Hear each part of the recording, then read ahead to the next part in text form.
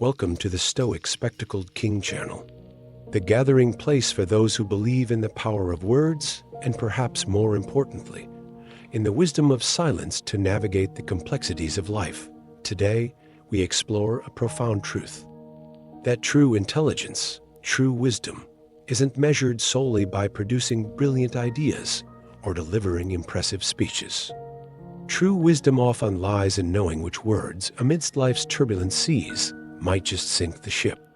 It lies, in essence, in knowing what not to say. In the hurried cacophony of modern life, we've all experienced how easily we fall prey to reactive moments, to words uttered without thought, bridges burned in a moment of anger, opportunities missed through misplaced complaints, the surrender of our own power when we blame external factors.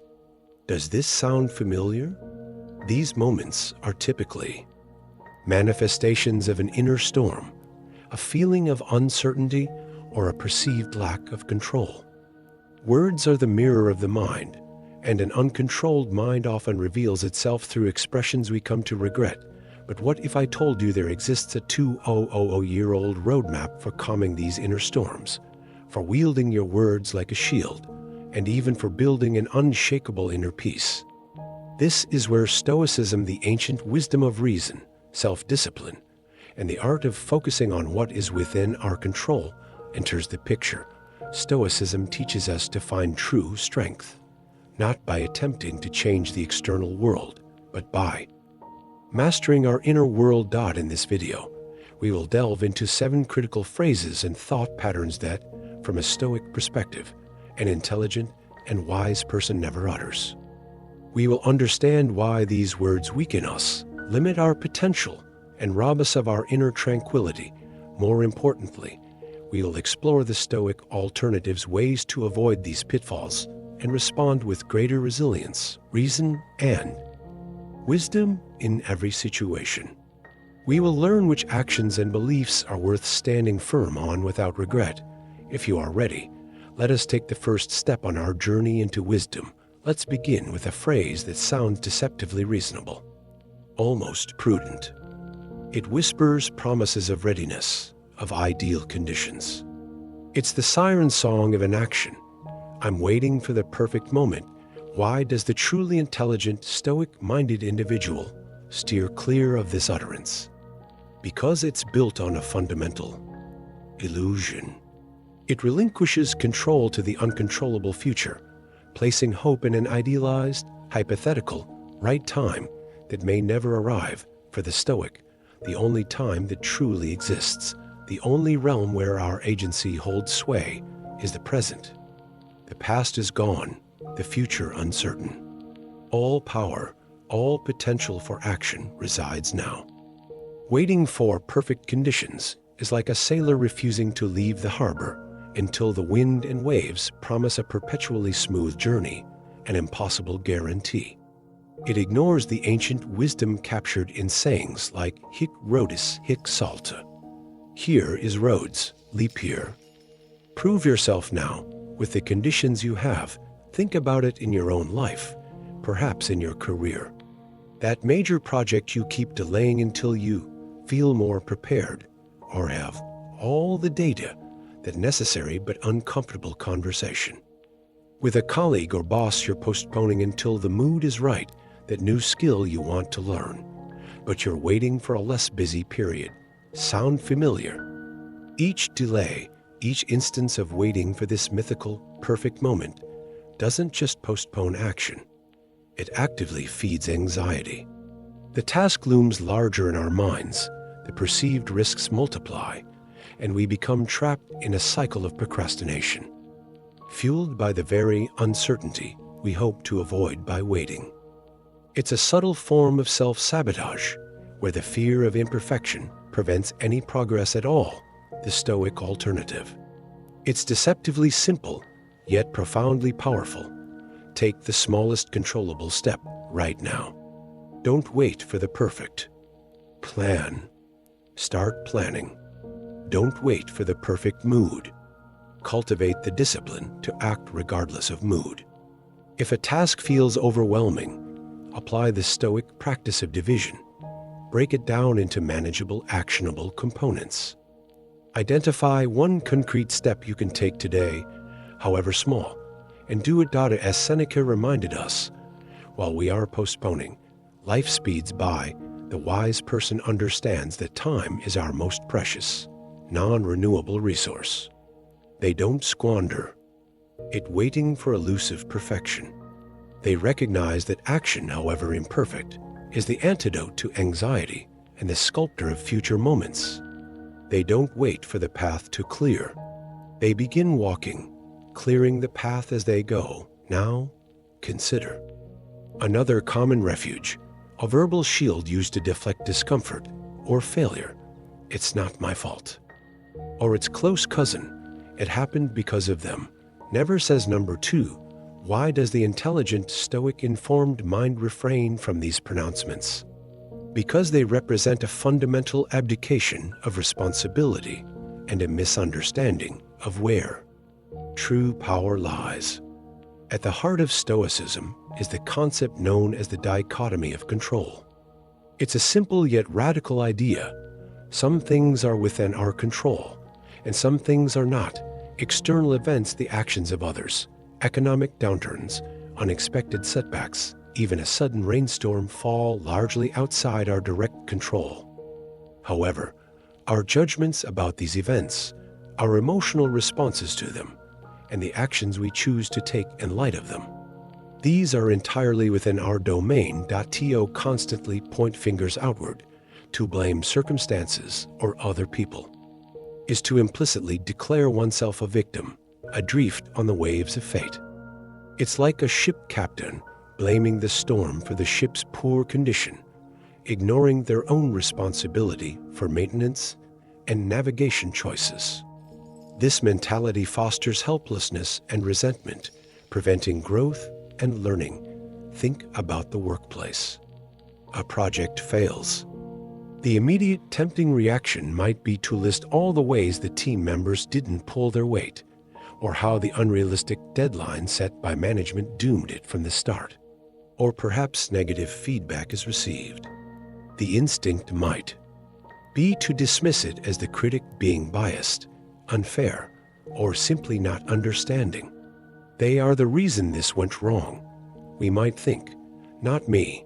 How often have we seen or even participated in this blame game, where energy is spent assigning fault rather than analyzing the root cause or seeking solutions? This constant externalization hinders progress. It damages relationships, erodes trust, and ultimately leaves the individual feeling powerless, forever at the mercy of external forces. The Stoic alternative requires courage and self-awareness. It involves pausing before assigning blame and turning the focus inward. Ask, what in this situation was within my control? What were my judgments, my reactions, my actions or inactions? Even if external factors played a significant role, the Stoic seeks their own contribution and, crucially, the lessons to be learned. How can I respond more virtuously with wisdom, justice, courage, temperance next time? What can I learn from this outcome, regardless of who or what caused it? As the Stoic philosopher Epictetus famously stated, men are disturbed not by things, but by the views which they take of them. Blame focuses on the things. Wisdom focuses on our views. The intelligent person understands that true agency lies not in controlling the external world, but in mastering their internal response to it. They trade the fragile shield of blame for the sturdy armor of responsibility. Next, we confront a cry often heard in moments of intense pressure or discomfort. I can't stand it. Or its dramatic twin. This is unbearable. Why does the wise, Stoic-aligned individual recognize the danger in such pronouncements? Because these phrases are less an objective assessment of reality and more a surrender to overwhelming emotion. They declare defeat not based on the external circumstance itself, but on our judgment of that circumstance. The Stoics taught that challenges, hardships, and discomfort are inevitable parts of the human experience. Like weathering storms is part of sailing, facing difficulties is part of living. More than that, they viewed these very difficulties not as mere burdens, but as opportunities, crucial tests for strengthening our character, for practicing virtue. The concept of amor fati, loving one's fate, isn't about passively accepting misery. It's about embracing everything that happens, the good and the bad, as fuel for growth and displays of inner strength. To declare something unbearable is to grant it power over us. It's our own mind concluding that our capacity for endurance has been breached. But the Stoics would challenge this very judgment. Is the situation itself truly unbearable, or is it our interpretation, our reaction to it, that feels overwhelming? Consider the feeling when your workload seems impossibly large, deadlines converging from all directions. Or the frustration boiling over when dealing with a particularly difficult client or colleague whose demands seem utterly unreasonable. Or the sudden panic when a critical system fails right before a major presentation. In those moments, the raw feeling can certainly scream, "This is too much. I can't handle this." That visceral reaction is real, but the conclusion that it's truly unbearable is a choice. Does this sharp sting of overwhelm feel familiar? Reacting this way often spirals. Panic clouds judgment, frustration leads to poor decisions, and the feeling of being overwhelmed becomes a self-fulfilling prophecy. We focus on the pain of the situation rather than the path through it. The Stoic alternative is a powerful exercise in perspective shifting. When faced with such intense pressure, the practice is to pause, take a breath, and analyze the situation with reason, much like Emperor Marcus Aurelius might have asked himself in his meditations. What is it in this that is unbearable or unendurable? You will be embarrassed to answer, is it the physical event itself, or the story I am telling myself about it? Instead of being swept away by the initial wave of emotion, the Stoic strives to respond with virtue. Can I meet this with patience? Does this demand courage? Can reason find a way forward? Is this a chance to practice temperance, self-control? The intelligent mind understands that its resilience is often far greater than it assumes in moments of crisis. Difficulties are not signs that the universe is conspiring against us. They are invitations to demonstrate our inner fortitude. They are the weights in the gymnasium of character. By refusing to label situations as unbearable, we retain our agency and discover the surprising depths of our own strength. We arrive now at a lament as old as human disappointment itself, often spoken with a sigh or a fist shaken at the heavens. Why does this always happen to me? Or the indignant cry, "This isn't fair." Why do these expressions betray a lack of Stoic understanding? Because they spring from a perspective that fundamentally misinterprets our place in the grand scheme of things. They reveal a victim mindset and an often unspoken belief that the universe should somehow operate according to our personal sense of justice or preference. The Stoics saw the world, the cosmos, operating according to its own rational principles. Its own nature, which includes hardship, randomness, and events that don't align with our desires. To ask, "Why me?" implies that events should discriminate, that misfortune should pass us by. To declare, "This isn't fair," is to apply a human moral judgment to fundamentally indifferent occurrences. Rain falls on the just and the unjust alike. Fortunes shift. Plans go awry. This is simply the nature of existence. Fairness, in the Stoic view, is primarily a human virtue, something we strive to practice in our own actions and judgments. It's about how we treat others, how we distribute what's within our power. It's not a quality we can rationally demand from the external world or the actions of others, which lie firmly outside our sphere of control. Think about those moments at work or in life. Maybe a promotion you felt you deserved went to someone else.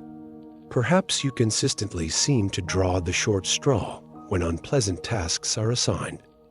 Or maybe you face a setback, a project canceled, a deal falling through right when things seem to be going well. It's incredibly easy in these moments to feel singled out, to feel that cosmic scales are unjustly tipped against you. That sting of perceived injustice, that "why me?" feeling is profoundly human and instantly relatable, isn't it? But dwelling in this feeling is a trap. It fosters resentment, bitterness, and helplessness. It drains precious mental energy that could be used constructively. Complaining about unfairness rarely changes the external situation, but it almost certainly sours our internal state. The Stoic alternative demands a radical shift in perspective. First, we must learn to depersonalize events. Instead of instinctively framing things as happening to us, we simply acknowledge that they are happening. We are part of a vast, complex system where events unfold impersonally, affecting many, not just ourselves. This shifts us from the center of a perceived drama to an observer of unfolding reality. Next, we must recognize the neutrality of most external events. Terms like fair or unfair are often subjective labels we apply based on our desires or expectations. The event itself, a project cancellation, a colleague's success, a change in market conditions, is simply an occurrence, like a boulder appearing on our path. It isn't inherently aimed against us. It simply is. Understanding this neutrality strips the event of much of its emotional charge. With this clearer view, we can then consciously focus our attention on our own virtuous response. The operative question changes from, "Is this situation fair?" to "How can I act with virtue in this situation? Can I demonstrate resilience in the face of this setback? Can I maintain my integrity even if I feel slighted? What lesson can I extract from this experience? How can I treat others justly even when external circumstances feel unjust?" This redirects our focus from powerless complaint to empowered action. Ultimately, this approach allows us to conserve our vital energy. We cease wasting precious mental and emotional resources lamenting what we cannot control, the external event, the actions of others, the perceived unfairness of fate. Instead, we channel that energy productively towards what is within our control: our judgments, our attitudes, our choices, and our next deliberate actions. The intelligent mind understands that seeking fairness from the world is futile. True power lies in embodying fairness in the world, navigating whatever life presents with dignity and reason. Here lies one of the most common traps of the human mind, a hopeful yet ultimately corrosive sentence: "If only I had X, more money, a different job, a better boss, that relationship, this possession, then I'd be happy." Why does the discerning, stoically guided individual recognize this as a fundamentally flawed premise? Because it pegs happiness, our sense of well-being and fulfillment, entirely onto external circumstances, things that, according to Stoic principles, are ultimately outside our direct control and inherently unstable. The Stoics had a word for true, enduring happiness: eudaimonia. This wasn't fleeting pleasure or the thrill of acquisition. It was a deeper state of flourishing, achieved by living virtuously, that is, living in accordance with reason and our highest human potential.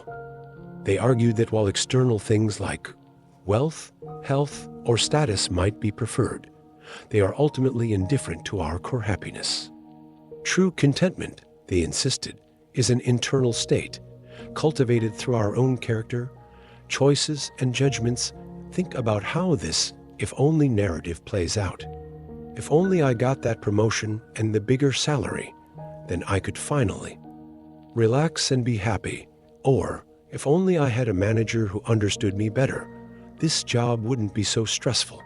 Perhaps, if only I could afford that house or car or vacation, then life would feel complete.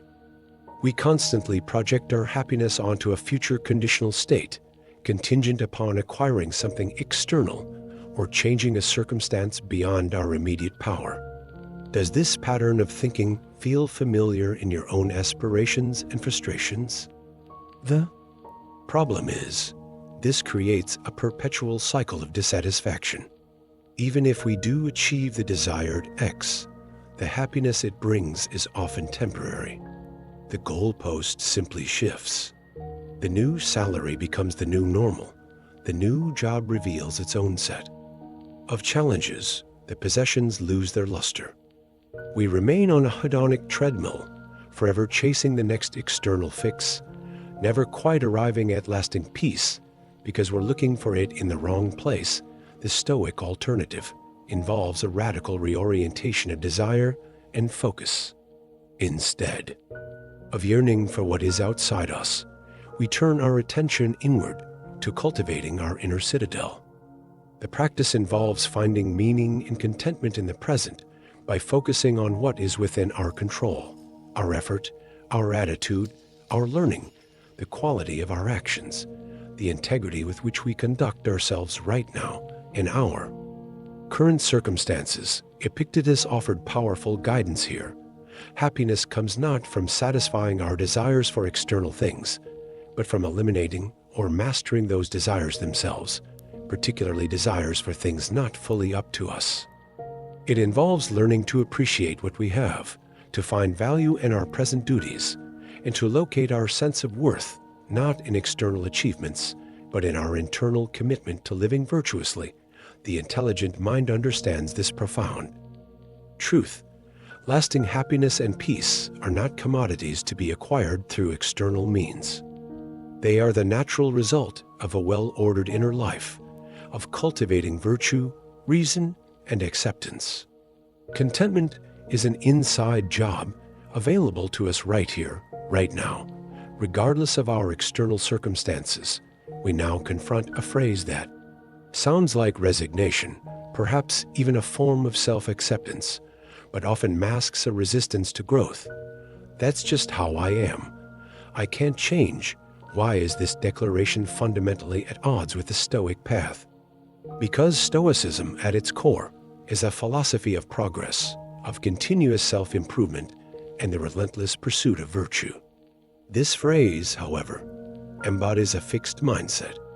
It erects a wall around the self, declaring character and habits as immutable, set in stone. It denies the very possibility of becoming better. The Stoics viewed our character not as a finished product, but as a work constantly in progress, shaped by our daily choices, our responses to events, and the habits we consciously cultivate. Achieving the cardinal virtues wisdom, justice, courage, and temperance is not a matter of innate talent, but of deliberate, consistent practice. To say, "I can't change," is to abdicate the fundamental human responsibility to strive towards our better selves. Think about how this manifests in everyday life. Someone flies off the handle easily and justifies it by saying, "I just have a short temper, always have." Another avoids challenging tasks or public speaking, murmuring, "I'm just not naturally confident or assertive." Perhaps someone resists constructive feedback, deflecting with, "Well, I'm just brutally honest. People need to deal with it." Or the chronic procrastinator who sighs, "I always leave things to the last minute. It's just my wiring." Does this tendency to define oneself by current limitations rather than future potential ring a bell? Often, this statement serves as a convenient excuse. It allows us to sidestep the discomfort inherent in confronting our flaws, breaking bad habits, or developing new skills. Change is hard work. It requires self-reflection, discipline, and persistence. Saying, "I can't," is far easier than committing to the effort involved in, "I will try." The Stoic alternative begins with acknowledging our fundamental agency over our inner world. While genetics and upbringing certainly influence us, they do not irrevocably determine our character or our capacity for change. We retain the power to choose our responses, to challenge our ingrained patterns, and to intentionally cultivate new habits. It involves embracing a growth mindset. View challenges not as proof of inadequacy, but as opportunities to practice and develop resilience, patience, or courage. See feedback not as a personal attack, but as valuable data for improvement. Understand that character is built incrementally, through small, consistent actions aligned with virtue. It requires taking responsibility for our development. Instead of saying, "That's just how I am," the Stoic asks, "Is this the person I want to be? If not, what steps can I take, starting today, to move closer to my ideal?" It means recognizing that our current state doesn't define our ultimate potential. We are not merely the sum of our past habits. We are also the architects of our future selves. The intelligent person, informed by Stoicism, understands that stagnation is the enemy of a flourishing life. They reject the self-imposed limitations of "I can't change." They embrace the challenging, yet rewarding, journey of becoming a better version of themselves, day by day, choice by choice. They know that potential is not fixed, but cultivated through conscious effort and unwavering commitment to growth. Finally, we arrive not at a specific sentence, but at two deeply ingrained, often related habits that drain vitality and erode character, constantly complaining and engaging in gossip. Why does the intelligent person, guided by Stoic principles, actively shun these behaviors? Because both represent a profound misuse of our most valuable resources, our attention, our energy, and our words. Constant complaining is essentially a verbalized fixation on negativity, often focusing on things outside our direct control. It's like dwelling in a mental swamp, reinforcing feelings of powerlessness and resentment. The Stoics taught us to differentiate between what we can change and what we must accept. Complaining wallows in the latter, achieving nothing constructive, while simultaneously poisoning our own mental state and often dragging down those around us. It keeps us stuck, focused on problems rather than solutions or acceptance. Engaging in gossip, the act of indulging in idle, often negative or speculative talk about others, is equally counterproductive from a Stoic viewpoint. It rarely serves a constructive purpose.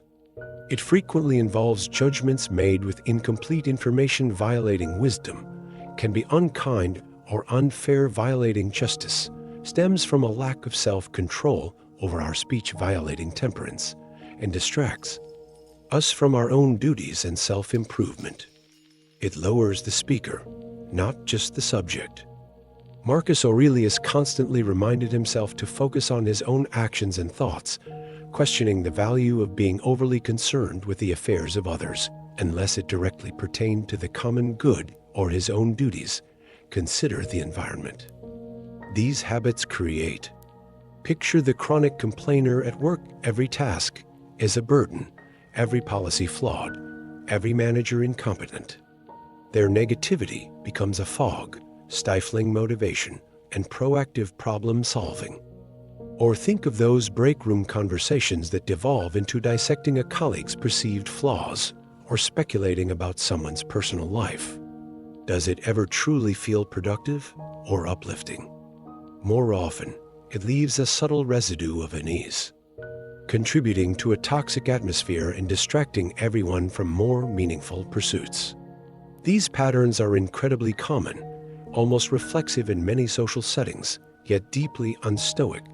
The Stoic alternative is clear and demands conscious effort. Instead of complaining about a situation, the first step is analysis. Is this within my control? If yes, then energy should be directed towards finding a solution or taking constructive action. Ask, what can I do to improve this? If the situation is truly outside one's control, the Stoic practice is acceptance, finding equanimity rather than railing against reality. This isn't passive resignation. It's a wise allocation of energy. Regarding gossip, the alternative is equally deliberate, discipline of speech and attention. Refrain from engaging in or listening to idle talk about others. Redirect conversations towards more substantive or positive topics. Focus on your own responsibilities, your own character development, and how you can contribute virtuously. Ask yourself before speaking about someone else, is it true? Is it necessary? Is it kind? Is it just? Often, the answer will guide you towards silence or a more constructive form of communication. As Marcus Aurelius noted, much of what we say and do is non-essential. By eliminating the superfluous, the endless complaining, the pointless gossip, we gain more time and tranquility for what truly matters, acting virtuously and cultivating our inner selves.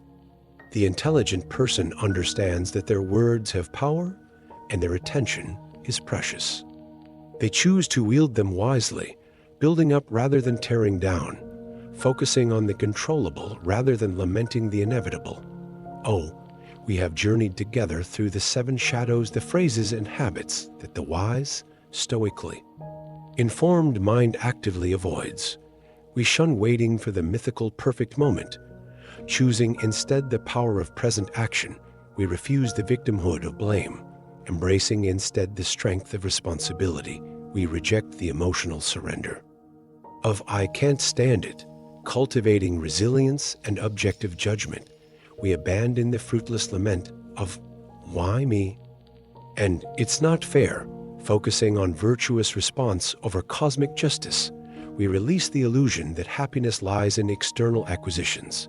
Seeking contentment within, we discard the fixed mindset of "I can't change," embracing the lifelong path of self-improvement, and we turn away from the corrosive drain of constant complaining and gossip, conserving our energy for what truly matters.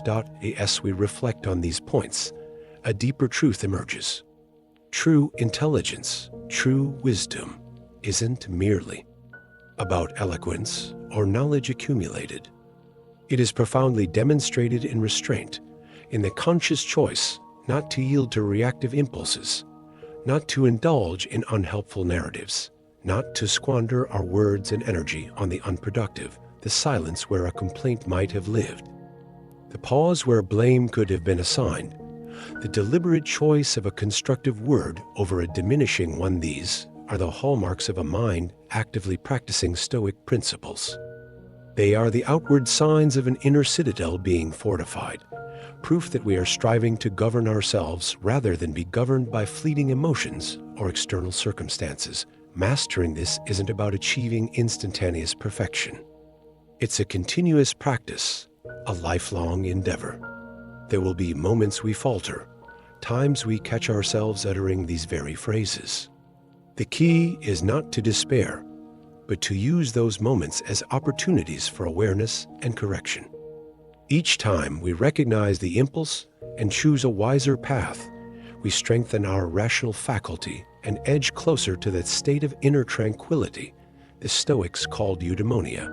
Here at Stoic Spectacled King, we believe that these ancient insights hold timeless power for navigating modern life with greater clarity, resilience, and purpose. The power lies not in changing the world outside, but in mastering the world within. If this exploration resonated with you, if you found value in reconsidering the power of what goes unsaid, then please show your support. Like this video, subscribe for more journeys into practical wisdom, and share your thoughts in the comments below. Which of these never says resonates most with your experience? Which Stoic alternative do you find most challenging or rewarding? To practice, thank you for joining us on this path. Remember, the journey towards wisdom is ongoing. Choose your words and your silences wisely. Until next time.